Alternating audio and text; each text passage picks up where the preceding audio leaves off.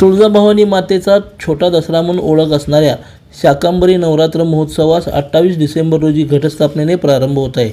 तर 3 जानेवारी 2026 रोजी शाकंभरी पौर्णिमेला शाकंभरी नवरात्रोत्सवाची पूर्णाहुतीने सांगता होईल। शाकंभरी नवरात्र महोत्सवाकरिता मुख्य आकर्षण जलयात्रा 31 डिसेंबरला असणार आहे। दरम्यान गुरुवार दिनांक 13 नोव्हेंबर रोजी जिल्हाधिकाऱ्यांच्या अध्यक्षतेखाली बैठकीचं आयोजन करण्यात आलं आहे।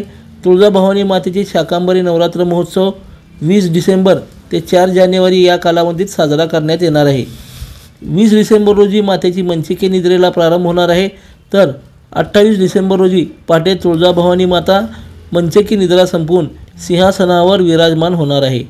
28ला शारदीय नवरात्र महोत्सवाप्रमाणेच शाकंभरी नवरात्र महोत्सवात घटस्थापना, तुळजाभवानी मातेचा विविध अलंकार पूजा, दररोज रात्री छबिना, मिरवणूक आदी विविध धार्मिक कार्यक्रमाचं आयोजन करण्यात येत असते। शाकंभरी पौर्णिमेला ओवरीतील होमकुंडात आहुतीनंतर सांगता होणार आहे, अशी माहिती यावेळी तुळजापूर देवस्थान समितीच्या वतीने देण्यात आली आहे। लोकदर्शन मराठी चॅनलला सबस्क्राइब करा, बेल बटनला क्लिक करा व लाईक करायला विसरू नका।